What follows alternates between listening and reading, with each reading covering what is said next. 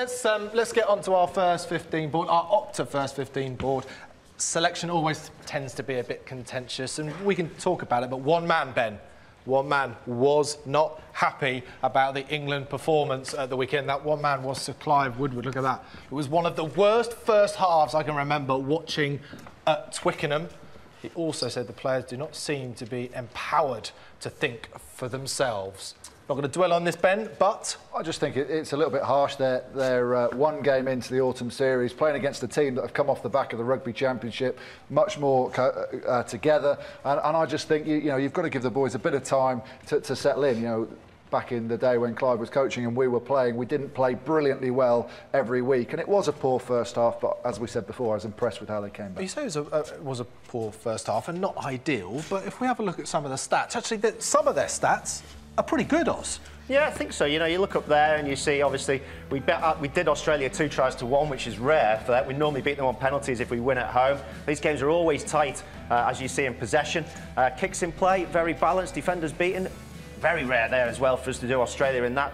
Offloads, very good. Missed tackles, low. You know, the stats are good reading for England. I think, you know, like I said before, if Farrell had kicked those 3 early penalties, the game's completely different. England win that by a decent margin then. I mean, it's interesting looking at particularly the offload side of stuff. You tend to expect the Southern Hemisphere to be offloading and playing this fancy down rugby that we all aspire to, but maybe we're doing it ourselves. Let's have a quick look through the team from last week. And make some changes if there are going to be any changes, and then maybe we'll have a chat about them. There's a couple of changes that are going to be made because of injuries and guys coming back from injury. So Corbisiero and Parling are both fit. Mako Vunipola we hear not out, so he's been sent off.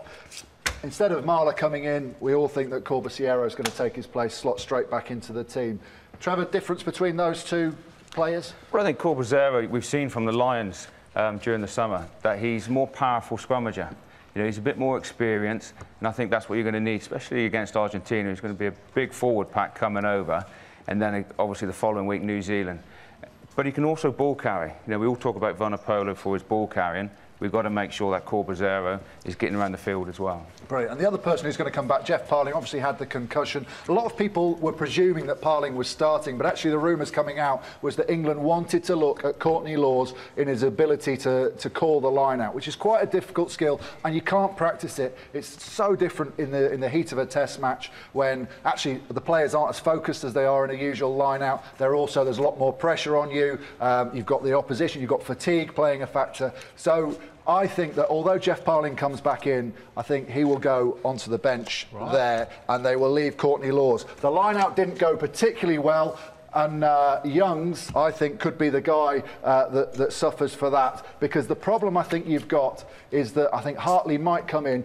You did have two very inexperienced players at the heart of the line-out. So you had an inexperienced hooker with a lot of pressure on his throwing, a lot of people questioning his throwing, playing with a guy who didn't know when the pressure hit how to get out of that. So I think they'll bring the more experienced hooker in to work with Lawes. Obviously the Northampton axis there. If they didn't and they put left Youngs in there, I would put Parling in instead of Lawes. I was just going to say that's a pretty brave call from Stuart Lancaster there, but to give him, to cut his teeth for a few games. He needs to, because pre-2015, I think it was a World Cup now, Parling would be starting in the second row to run the line out. But if Parling breaks his leg, touch wood he doesn't, but if he broke his leg and was out, thank you, then we would have no one really who was that front line out caller. And back row, you're happy with? Yeah, I am. Yeah, I thought particularly Wood and Robshaw, the unseen work which we know they can do, were outstanding. And Vunipola showed glimpses of what we're hoping will be a very long England career.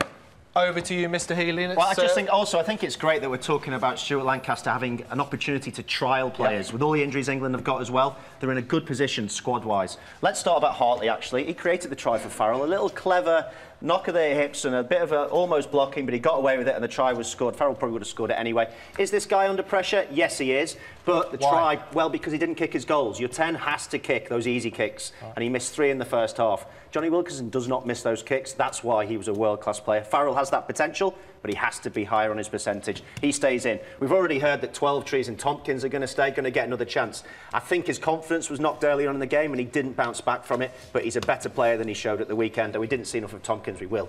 Yardage. See what I did there?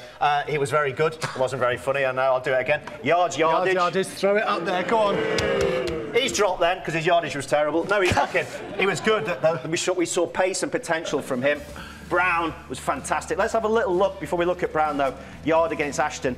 I think you just see from the carries, Ashton tried really hard, but the ball just didn't come his way on numerous occasions. Yard, when he had his opportunities, he made a lot of yards. Down that left side, nearly got to the corner, ran away from Genia, and really almost got him if it wasn't for Ashley Cooper. Do you think, just as we're still on Ashton, let's talk about him. Do you think he's had enough chances now? Well, defensively, I don't know if you noticed, but he moved forward out of the line, and that's how Australia got round the outside to create the try in the end. I think he tried really hard. I think his effort was good, but like we are saying, we are sort of experimenting and having a little look, and this guy has been phenomenal recently. Again, we're talking about not the best defensive player in the league, but definitely, without a doubt, in the top 3 best attacking players in the world. Not in England, in the world. Right. This guy is sensational. And I'm taken by the fact that we haven't really mentioned those, that you're very happy with 9 and 15. Yeah, I am. Dixon might be under pressure from Youngs, but not through his own doing.